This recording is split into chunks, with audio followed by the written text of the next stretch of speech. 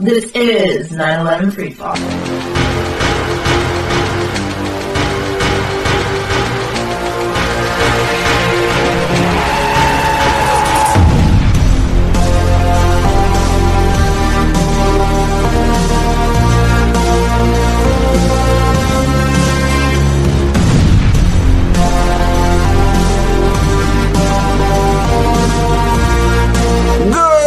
Ladies and gentlemen, welcome to another episode of 9/11 Free Fall. My name is Andy Steele, and I am the host. So CNBC's Ron Insana was on a radio show on the anniversary of September 11th this year, and he said that World Trade Center 7 was brought down in a controlled implosion. AE 9/11 Truth put out an article about that this week. Tonight we have Craig McKee on to discuss this issue.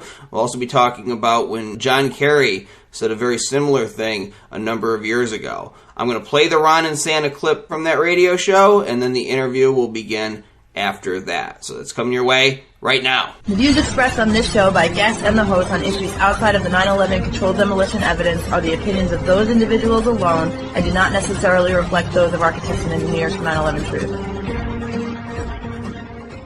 He was in the lobby and then the third explosion, the whole lobby collapsed on us. Was that a secondary explosion? Yes, it was. Floor by floor, it started popping out. It was if they had detonated. Detonated. They were planned to take down a building. Boom, boom, boom, boom, boom, boom, boom. We have explosive demolition at not only the Twin Towers, but also Building 7. For the third time today, it's reminiscent of those pictures we've all seen too much on television before when a building was deliberately destroyed by well-placed dynamite to knock it down. You want to call your mother or something? It's just a matter of time. That's all it is. It's a matter of time and the persistence of those who continue to adhere to it and push for it. And that's what we're doing. Tune in to 9/11 Free Fall, a show about 9/11 truth, 9/11 science, and the activists and scholars who are blowing the lid off the crime of the century. You can download episodes at 911freefall.com.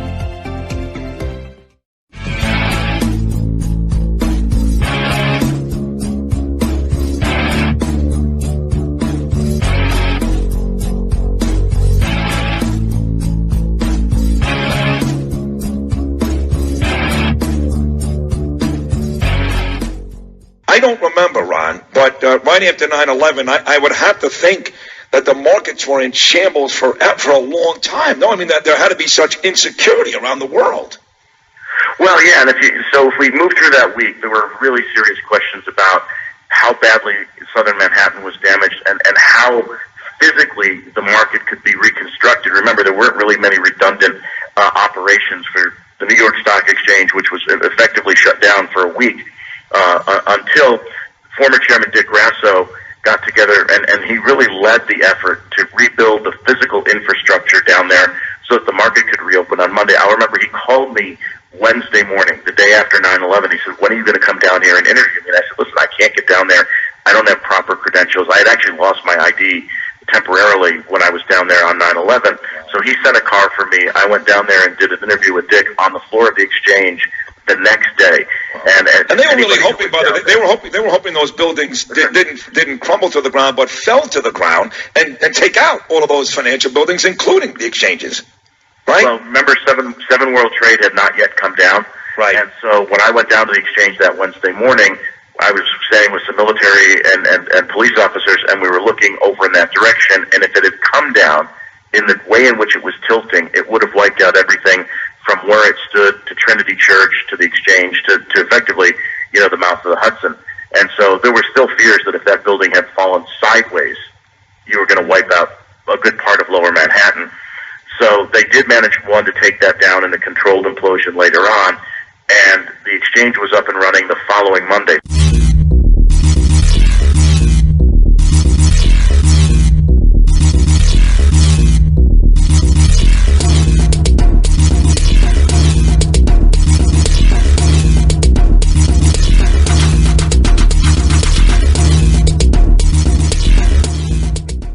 I am joined today again by Craig McKee. Craig has been a journalist in Montreal, Canada for more than 30 years, having covered news and entertainment. He's won 8 provincial and national weekly newspaper awards. He's also the author at the blog Truth and Shadows, and he writes for AE 9/11 Truth.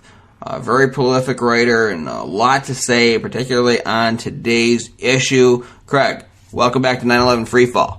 Thanks, Andy. Thanks for having me back on. Glad to be here. So before we get into the latest news related to our mission, how have you been and how have things been going in terms of your writing and keeping the blog up at Truth and Shadows? I know it was taken down a while back, but it was restored. Yeah, it was restored in January, and I have to say it's been pretty quiet for the last little while. I've actually been doing more stuff for AE in the writing area than I've done for my own blog for a little while. So the summer was, there were things I kind of worked on but never quite got all the way to the point of publishing. And I've got a whole bunch of things I want to do, but I think maybe the fall will give me renewed focus and energy to pump out some blog posts. So I'm hoping to do that. But yeah, it's been pretty quiet, and it's also, as we discussed, I think, on a previous show, the censorship wave that has hit the internet in recent times has certainly affected my blog, and the traffic that I get is not what it used to be because thanks, I think, mainly to Google and their dishonest algorithms that basically try to suppress anything about 9/11 Truth, and probably a lot of similar kind of topics that involve dissenting from the mainstream perspective. So I know I'm not the only one dealing with this, but certainly I feel more like when I write something now on the blog that I'm speaking to the choir more than reaching people outside of the truth movement. And there's nothing wrong with writing for the truth movement, but really my broader ambition for myself and for the movement is to reach outside the movement and to reach as many people as possible. So I think it's probably going to take a little bit of creativity to overcome some of this, what's the word I'm looking for here?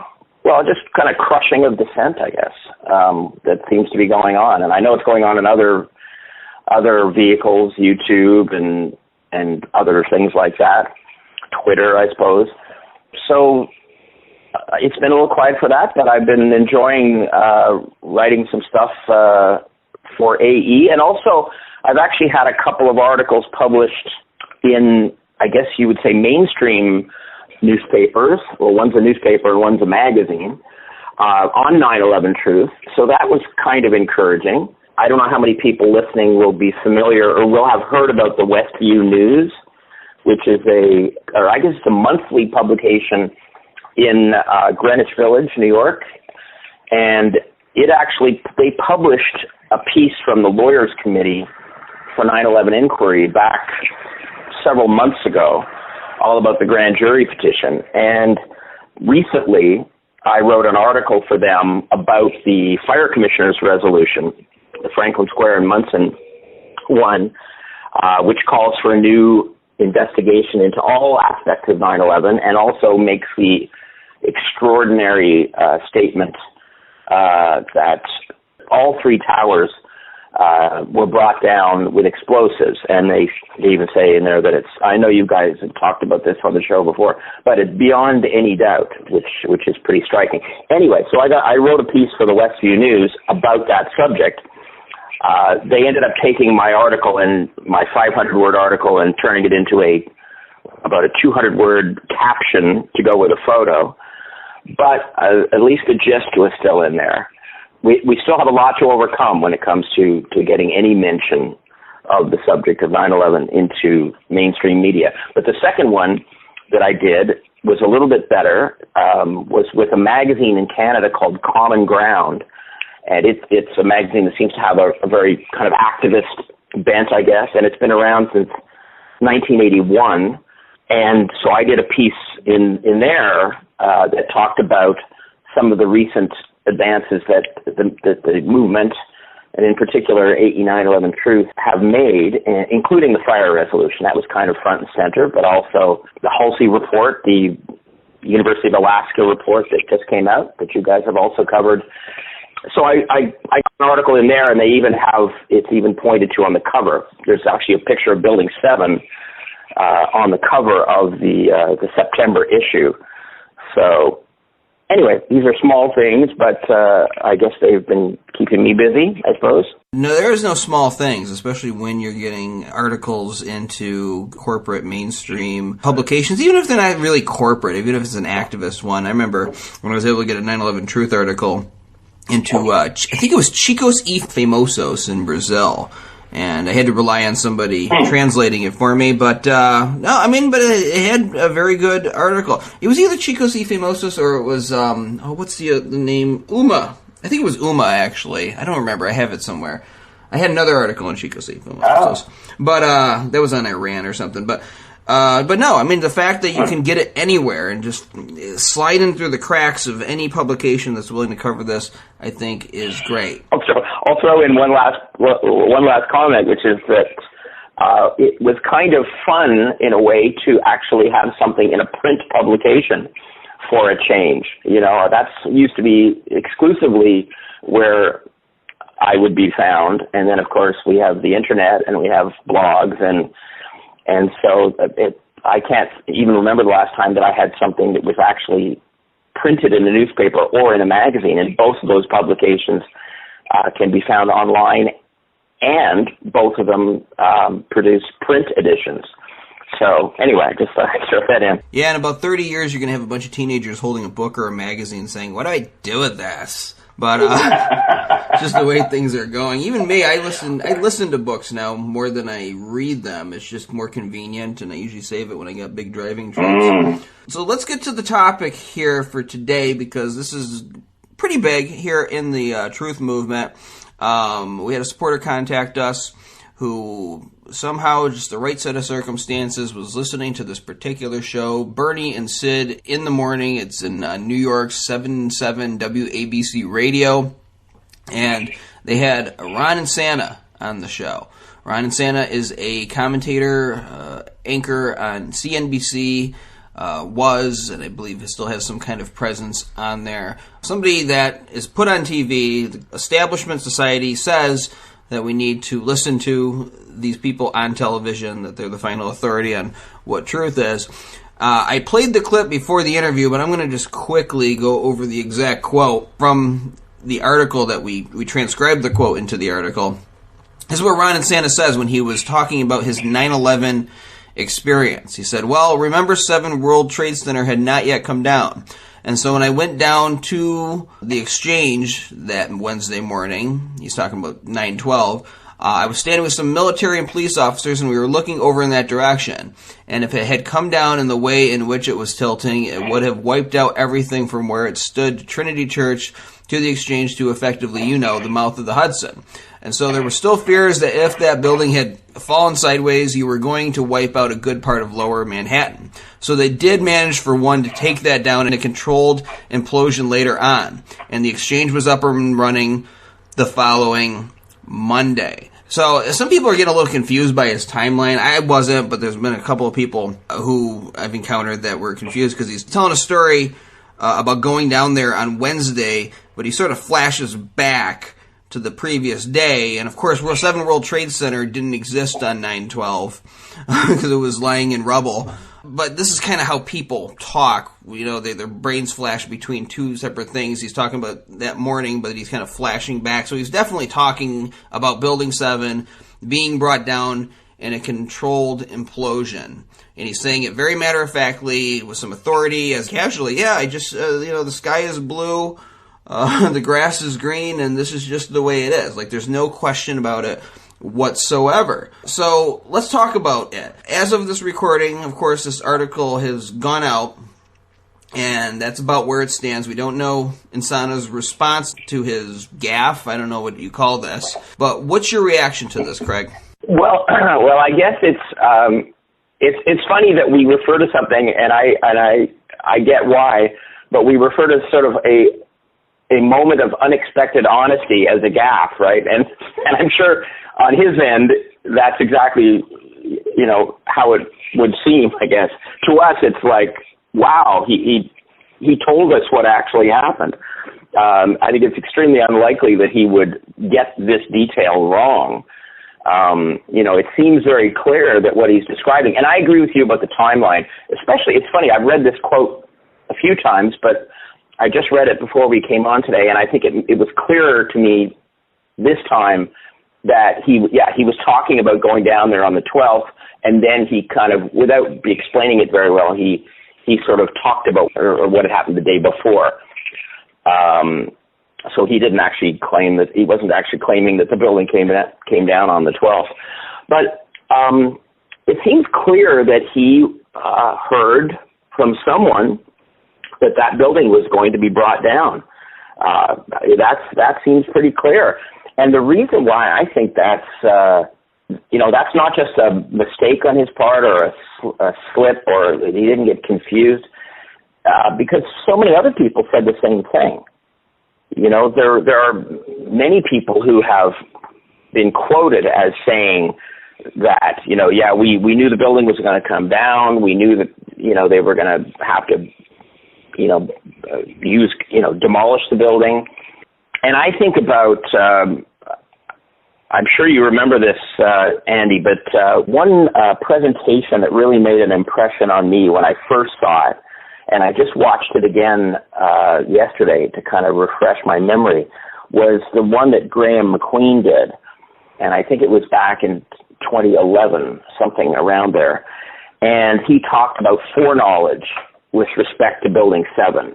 And he laid out the case for the overwhelming case for why it was apparent that there was plenty of foreknowledge, that all kinds of people not only knew that it was going to come down, but, within kind of had a good idea of when it was going to come down.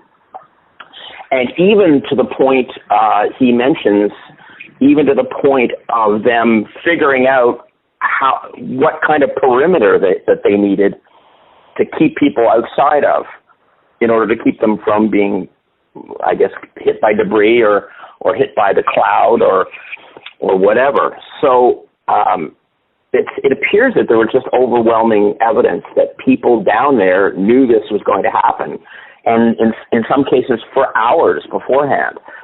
And I really I got a kick out of watching again his assessment of the CNN coverage, because we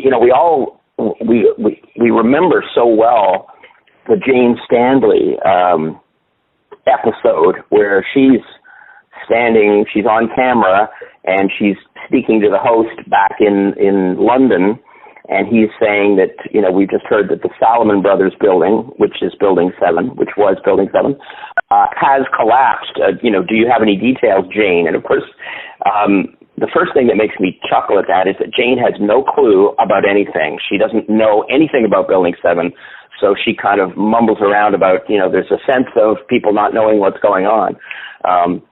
And of course, the whole time she's talking, there's Building 7 right over her shoulder. It has not collapsed, and it ended up being about 25 minutes before it did. So that's well known by the Truth Movement. And of course, the BBC's denied that they were in on anything. But what's interesting is that CNN was talking about Building 7 and showing it on their screen for well over an hour with, comments, with graphics on the screen saying, that Building 7 may collapse. Then later on, as it got closer to the time, they changed that to that the building is ablaze and poised to collapse. And then, like a minute and a half before it actually came down, they changed the graphic to on the verge of collapse.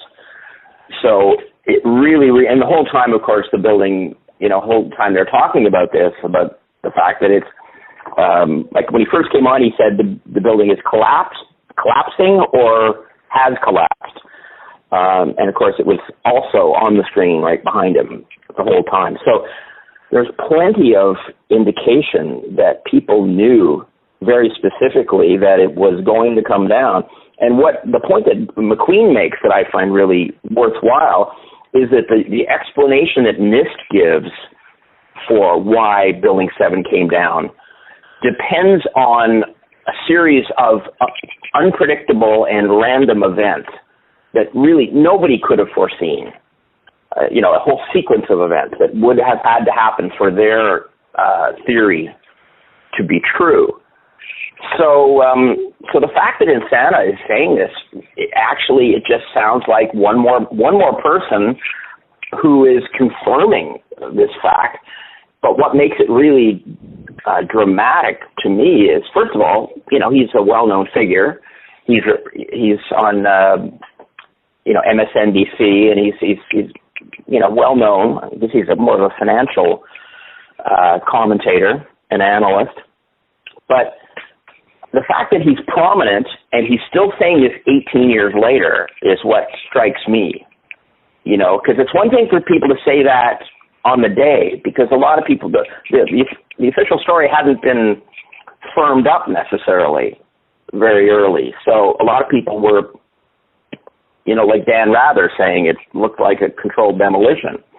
Later on, he wasn't saying that. So that's what strikes me about this comment, is that he's still saying it all these years later without seeming to realize the implication of what he's saying. And the radio interview that he did, Bernie and Sid, I guess, show at WABC, the host, obviously, it went right over the host's head because he didn't question it at all. And you'd think that would, that an alarm bell would go off if somebody came up with a story that the building was demolished because it was unstable. So it's pretty dramatic on a lot of fronts, and I imagine that he will avoid any further comment on this, I would guess. What do you think? There's a couple of things. Yes, you are right about all of the foreknowledge. About people saying the building is going to blow up. You don't expect buildings that catch on fire to actually blow up unless you have some kind of explosive inside or explosive material that you're worried about, if it's things like that. But it amazes me because of the matter-of-fact way that Insana says this. And we don't know based on what he's saying this yet. We're going to get into some of that. But it reminds me of a scenario where you have a pet cat and you're trying to hide it from your landlady, and maybe you are successfully able to hide it for 3 years. The cat has no idea that he's not allowed in that apartment. He just kind of blissfully goes about his life and doesn't realize why he's shoved in the closet every time the landlady appears. And this just seems to be the point at which the cat meows while the landlady is within earshot. It goes over the head of the host. The host may not realize that there is a controversy around this. For us to actually get this clip, it's like the perfect storm of an AE supporter not only existing within the range of this radio show that is not very well known as far as I know, listening and paying attention, because a lot of times radio is just background noise, listening and paying attention at the moment that Ron Insana says this. So it makes me wonder what else is being let out in the airwaves around America that we are not catching. That's why our supporters are so important. I'm not just blowing smoke when I say that, because I wasn't listening to this program on that day. I can't monitor all media and see what gets said out there. So if you hear something, see something, say something. All right, same rule applies for the 9/11 Truth Movement. Send it to us, and if it is valid, we will certainly use it. When the supporter told me about this, I think I gasped audibly just hearing his description. Yeah. Is it possible that he just doesn't realize that there is a controversy around this, and he just says that, it was controlled demolition, and hasn't thought about the fact that you can't rig that in a day, that you can't rig it without knowing 9/11 is going to happen to begin with, that he has just kind of accepted that and moved on and blissfully gone about these 18 years and says it so matter-of-factly. Is it possible that he does not know there's a controversy around this, and that the position that he can validate, that is the one that is demonized by the establishment that he represents when he goes on television? Well, I would have to conclude that you're right, that he doesn't realize there's a controversy, because I'm thinking if he did realize it, why would he say that? Why, if he knew better, if he knew that exactly what the official story is, why wouldn't he just keep it vaguer than that? Why would he recount that story at all? So I think you're probably right. I find it incredible that, you know, a fairly prominent media figure could be that, could have been at the scene and had a firsthand experience with what happened, and yet know surprisingly little about the details later on. It's kind of shocking, but I guess we in the truth movement, you know, we kind of immerse ourselves in this stuff. So it always sort of strikes me as surprising when somebody doesn't know even the most basic, you know, facts about the event, and especially a major media figure. So I have to assume that he just made this comment innocently. I want to mention there's an interview he did, I think it was actually on 9/11 itself, with Tom Brokaw on NBC television, and he doesn't talk about Building 7 in that brief interview. He just talks about the fact that he'd heard that the towers had been hit, so he hopped in a cab and went downtown, and he managed to find a parked car that was unlocked that he could hide in, which is pretty amazing. But he talks about the Twin Towers, and he talks about the fact that he was in the area when the South Tower came down.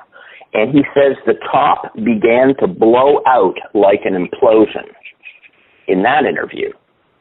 Now, blowing out like an implosion sounds a bit contradictory, but he made the point that it blew out, which supports the controlled demolition idea.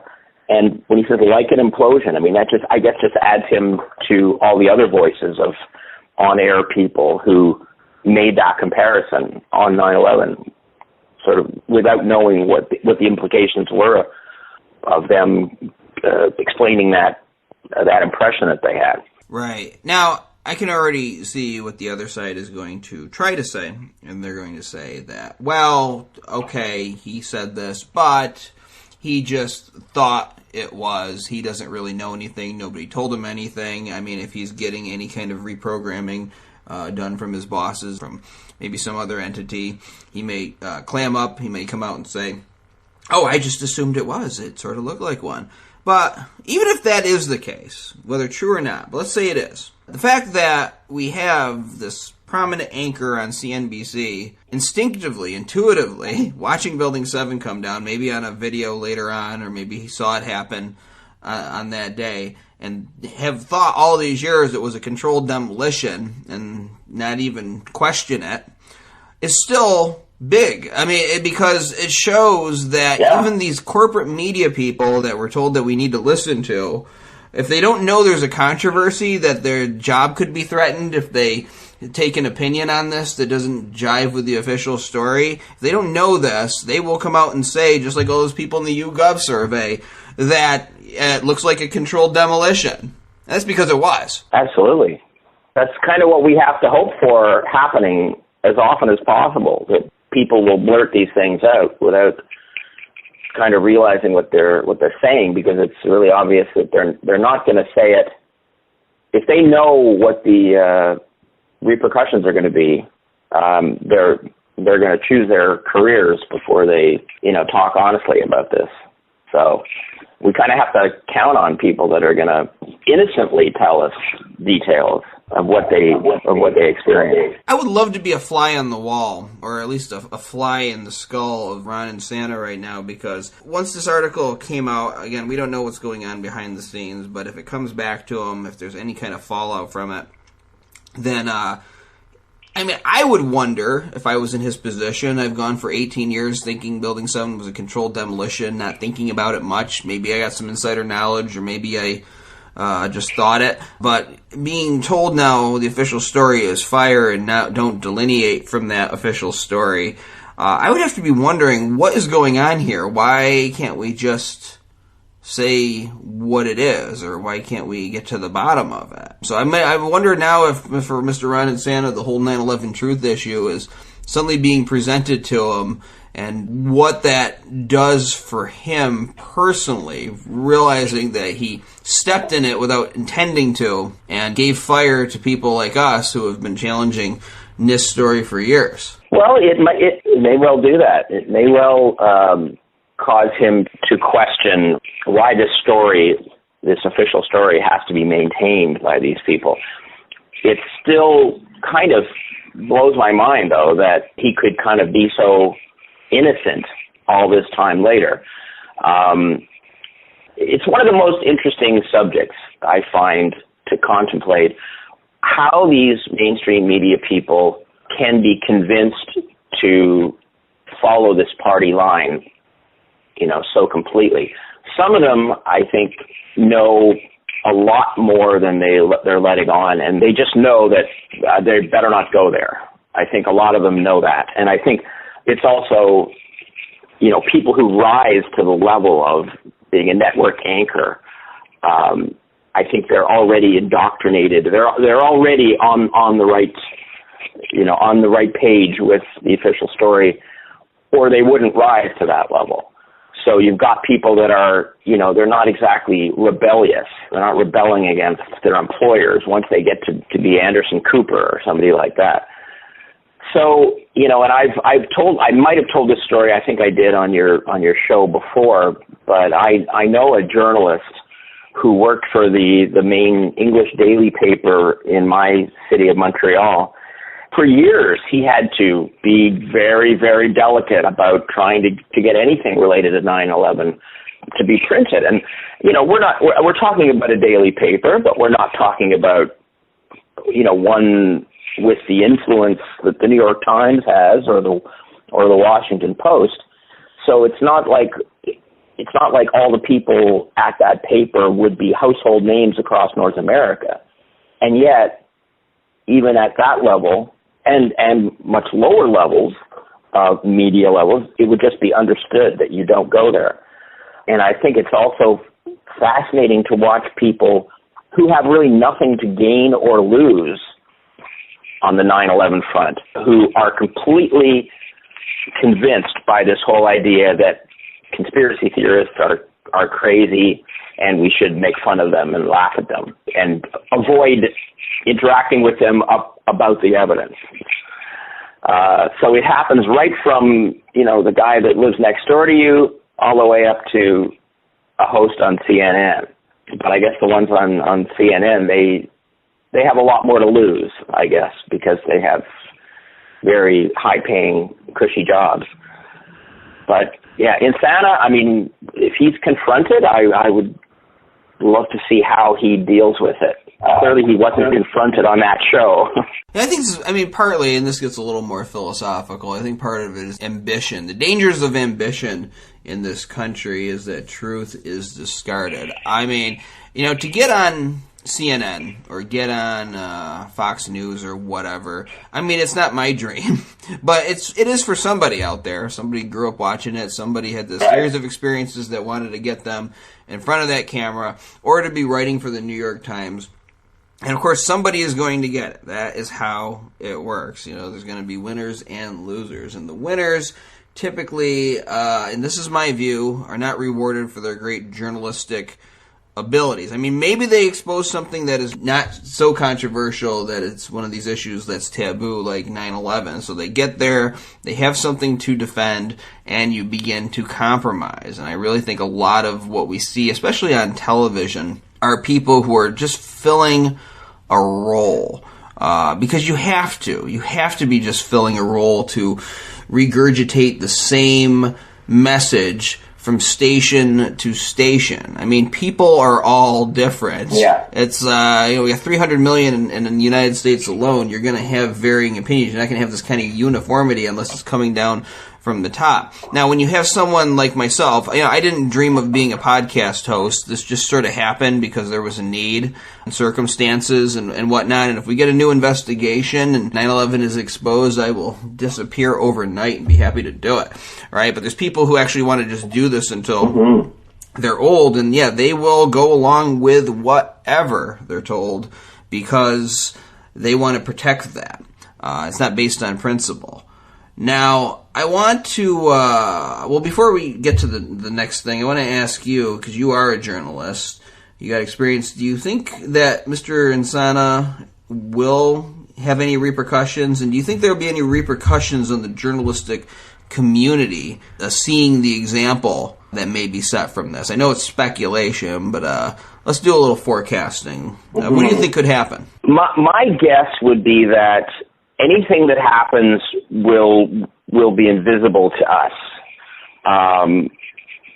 He may well be spoken to by someone who may tell him, look, you stuck your toe into a very delicate area there, and we don't want you to do it again. In some form, I'm not saying he's going to get a visit from the CIA necessarily, but somebody, I think, will probably say, watch out for that. I don't think he's going to get fired. I don't think any of that kind of stuff is going to happen. Just frankly, that would call more attention to it, and that would shine a light on what happened. I think he's probably just going to avoid talking about it again, about that aspect of it. And frankly, and what's interesting too, if you listen to the interview, he wasn't really looking to bring this up.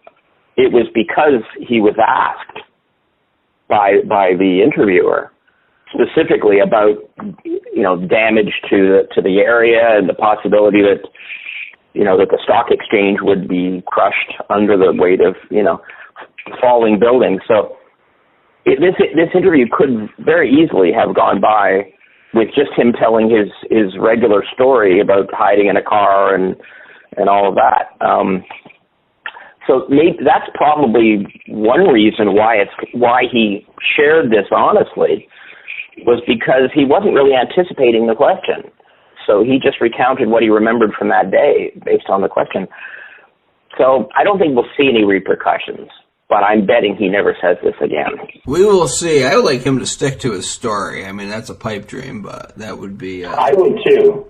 Yeah, that would make life particularly interesting, especially for us here. And I would stand by him. I don't care that he's on CNBC and that the corporate media has been typically antagonistic of us. I will stand by him. I do not want him to get fired. I do not want anything bad to happen to Mr. Insana. I want him to tell his story and be free to do that, and maybe tell us a little bit more information and clarify why he said that. Is that based on some kind of insider knowledge that somebody told him there on the scene, or is that just something that he assumed when he saw the building fall? Let's get some clarity here. Let's get at the truth. Now, a similar thing happened a while back, and I don't have the exact year this happened, but it was, I think, in the late Aughties of 2000, Aughties being the zeros, 08, 09, 10. Couldn't lock down a date. This is John... Never heard that before. That's actually, I actually had to look this up when the millennium came because I didn't know what to call it, the zeros. And apparently in 1900, they called them the Aughties, according to some article I read somewhere or another. But this is John Kerry. He was at an event and he was approached by Austin We Are Change. It's a 1-minute clip. I'm going to go ahead and play it. I'll take a look at this. I'd be happy to take a look at it. Also, a question I had for you. World Trade Center 7 was brought down on September 11th at 5:20 in the evening. The leaseholder of the World Trade Center complex, Larry Silverstein, gave a public interview on PBS in 2002, and he said that they pulled that building, which is a demolition term for intentionally bringing down a building.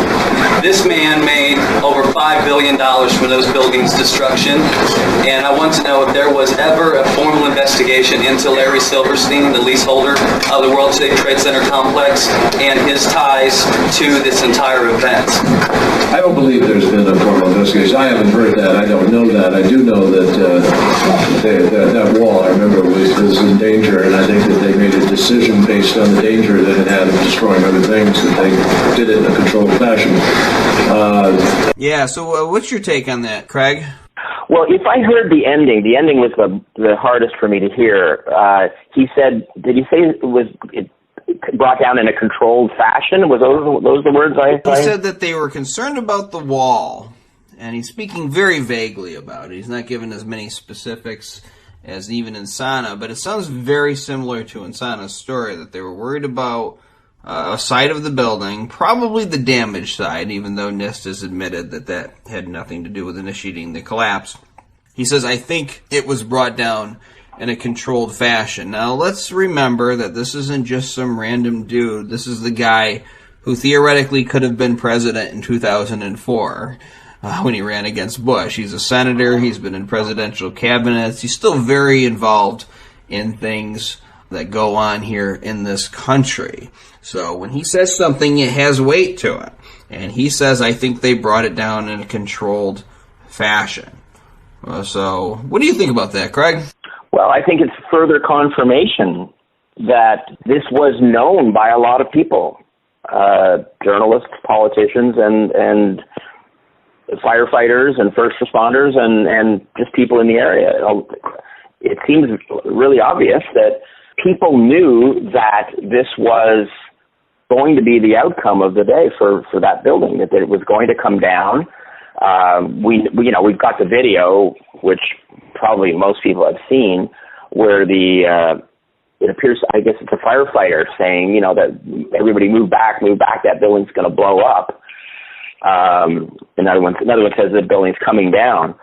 So, as the Graham McQueen presentation makes really obvious, there was plenty of foreknowledge of this, plenty of detailed foreknowledge.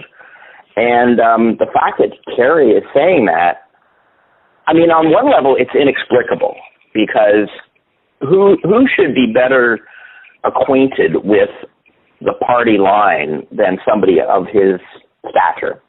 The idea that he would even say that, it strikes me as something similar to the Insana thing. It's like he kind of was hit by a question that wasn't expecting, wasn't really used to getting, maybe, and so he answered. He let a little nugget of truth slip out there. I don't know how else to interpret it than that. It just seems like further confirmation of the fact that a lot of people knew that building was going to be brought down on that day.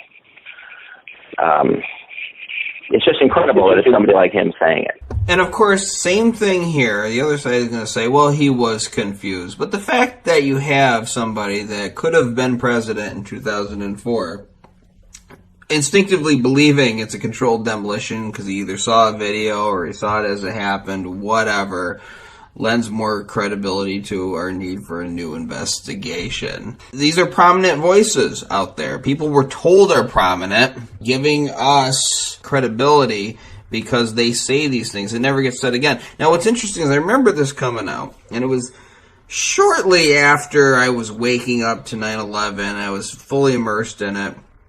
There were some that incorrectly published articles saying, John Kerry admits 9/11's an inside job. No, he didn't say that. He said that it was brought down in a controlled fashion. So you got to be very careful and be accurate in what's being said. It's still significant. It doesn't diminish the significance of it. But there were some articles and YouTube circulated, and then the story was sort of forgotten for all these years from what I have seen. And now we've got an opportunity to highlight this again. I think we need to do more highlighting of these things when they come out. So again, if you're a supporter out there, you catch something, see something, say something. We're not omnipresent. We don't know everything that's going on in the world here. You see something, you can definitely contact us and let us know. I want to throw something out there, Craig, because I was thinking about this yesterday. All right, I'm going to do a hypothetical. I do this sometimes to make a point. And when I do it, I give the other side of this eternal debate of 9/11 many givens. I give them some things that they would want to hear from us. Doesn't mean that I agree with this necessarily or that the evidence actually shows it. But just for argument's sake, let's say that this scenario that Insana and Kerry are sort of collectively telling us, let's say that it's true, that whoever was in charge of the scene that day was worried that Building 7 was going to fall into other buildings, that there was a legitimate concern of this, including the stock exchange, and that they brought it down to keep that from happening, to keep it from causing further havoc in downtown New York that day, to keep the stock market open and keep the stock market from plunging as a result. If that's all there is to any of this stuff, to any of the questions surrounding 9/11, and if entities in the government somehow have this technology to bring a building down in a day, well, with a huge terrorist attack going on next door, why can't they just admit it? I mean, officially, nobody died in Building 7, officially. Why not just simply say this was a controlled demolition and they did this for that reason, to protect other buildings, to keep the stock market from plummeting and people from losing money, which causes insecurity in the country? And if it was really just Building 7 that was brought down in a controlled demolition, and if it was done for a practical reason, that I think most Americans might nod their head and say, okay, if given that reason, I can understand why they did that, then what's the need for all the secrecy? I mean, I say this because Insana and Kerry might really believe this story that they were told of why it came down. I mean, assuming that they were told it, right? And that there was nothing further to Building 7 coming down than to just control where it came down. So why doesn't our government just acknowledge this from day one? Why not acknowledge that now, since there's so many questions? I asked this to any skeptical people listening. I asked this to any government officials who may come across this podcast. Why not just come out and say we brought the building down to protect the stock market? I mean, I think if this was as nefarious as I do believe it is, I think they screwed up by not just admitting Building 7 was a controlled demo from day one. We probably wouldn't be here on this podcast. It'd be a lot harder to make people more passionate about this without that obvious smoking gun. But why not just come out now, especially with the study, and just say, okay, look, this was the reason we did it, and they were right on Building 7, and we're going to move on with life. I want your thoughts on that pondering from me, Craig. Well, yeah, there's two things. Why didn't they do it originally, and then why don't they do it now? I think it's too late for them to do it now, because it would tell everybody, yeah, for the last 18 years we've been telling you a story, and really we had all the information that we needed to tell you the truth, which was that we blew the building up. So I think the chances that they're going to say it now are zero, and I think that they're not even going to want to acknowledge the study. So they're not. I don't think they're going to make an admission as a reaction to the study, because if they did that, in their view, it would legitimize it. It would make it something that we really have to look at, and that's not something they want. They'd rather ignore something like that and pretend it doesn't exist, kind of the way the media generally does with 9/11 truth entirely. They just ignore it, or they ridicule it. They really don't. They don't deal with it in a serious way. Now, why didn't they do this in the first place? I think it would have just opened up too many questions, and it couldn't have been made convincingly, this case, because there's no way you can rig a building in a single day.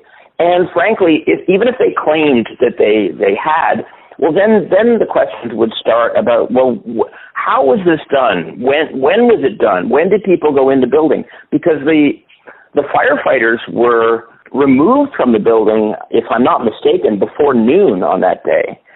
It's certainly many hours before the building came down. So if they're removing all the firefighters because it's dangerous, then are they going to be sending in a demolition crew that's going to somehow whip together a demolition that's going to happen the same afternoon. It's so impossible and so absurd that I think they'd rather not open that can of worms where people could quite legitimately, and even non-truthers would hear that story and would scratch their heads and go, how the heck did they do that so fast? You know, and when did they do it? I mean, the building, if you listen to Barry Jennings' account, the building was completely empty when he and Hess went in there in the morning. So if they were in the building and it was empty up until the time they're supposed to have left, which was 9:30 or something like that, and then all the firefighters are out before noon. Well, when did this demolition? When was this rigged? So I guess I'm just thinking that they would rather come up with a technical explanation that is complete nonsense, but that the average person is never going to really. You know, how many average people have read the NIST report, you know, and been in a position where they can say, well, this doesn't make sense. It's a lot easier to say, wait a minute, there's no way you can demolish a building in a day. So I think the chances that they're going to acknowledge this are they're zero. And occasionally, because it's true, not that it was rigged in a day, but that it was demolished, because it's true, you're going to get people that are going to let this slip from time to time. Probably, innocently in the case of Insana. I don't see why he would say it if he knew what the implications were. So I just think it's too tall a tale, I think, for people to have bought, even back in the day. Hey, come on, Craig, if it was a demolition, somebody would have talked. Maybe two people would have talked, you know? But they did talk, Andy. They did talk. A whole bunch of them. Exactly. A whole bunch of them. And it's responded to by a terrified silence from the rest of the media. Yes. Yeah. They know what they're not supposed to talk about.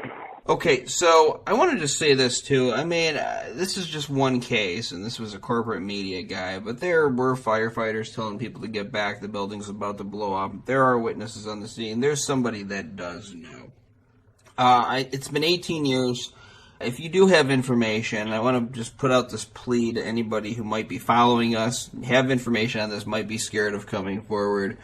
I do my utmost to protect people, and I'm a gentleman, I'm a man of my word. If you tell me not to identify you, if you tell me not to tell a single soul, I will not do that. The last thing I want to do is sell someone out for a quick headline, but there's information that could be helpful to us in our mission and following certain leads and whatnot. So if you are out there and you have real information, especially if you can prove it, I want to hear it, and you can contact us, and maybe I'll even try to figure out some way to set up a way that you could do it anonymously, because even if we can't run with it and go with it publicly, if one person says something and another person says something and maybe a common name comes up or a common element of the story, you start getting a picture of what happens. So please, come forward. The time is now, and I will do my very best to protect your anonymity. But Craig, do you have advice for the other citizen journalists out there who are listening now on how to follow up on this issue or other ones related to 9/11? Because there's got to be people who know more, like I said, and they need to be talked to. And citizen journalists need to get out there and do it. We're not omnipresent. We got certain limitations in terms of budget to fly out to New York City and do this. What advice do you give to the people who want to follow up on accounts like this or similar accounts that come out? Yeah, that's a good question. As far as citizen journalists go, I think we all need to work. We all need to be working on this kind of collectively, to find any angle that we haven't explored, find any witness that could have information like this.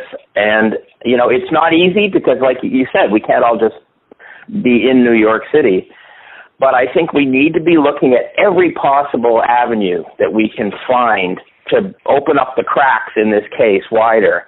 And that could be, freedom of information requests. It could be getting on the phone and calling up Ron Insana. I'm not urging people to do that one at a time, because that probably would be,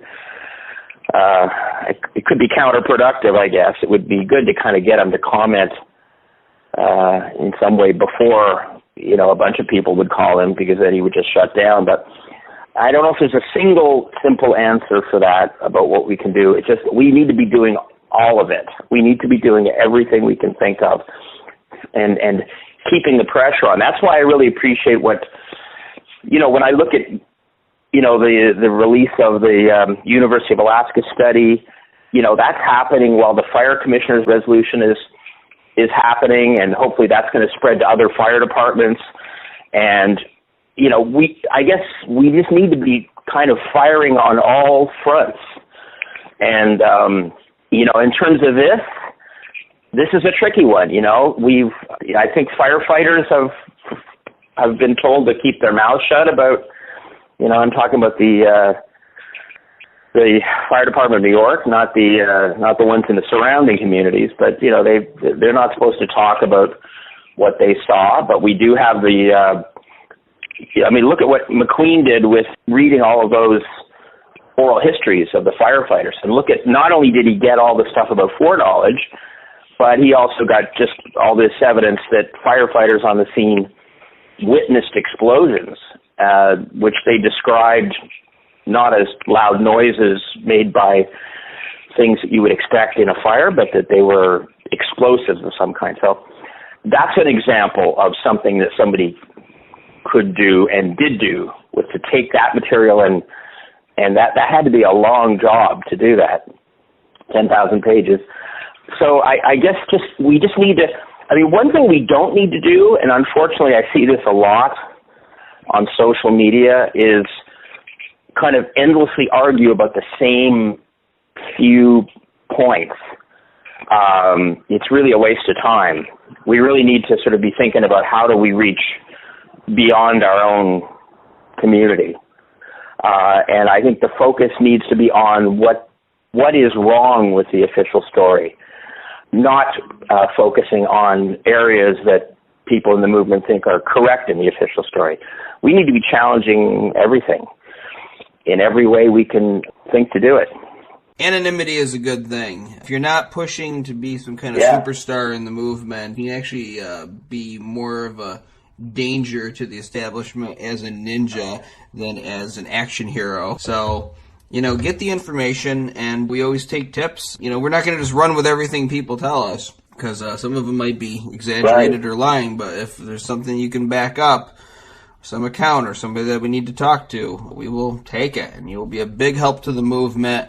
Just do whatever you can to push us towards the end of this and put this in the history books, because those buildings were brought down in controlled demolitions that day. Craig, we are out of time. Thank you so much for your work with us, and thank you for coming on 9/11 Free Fall today.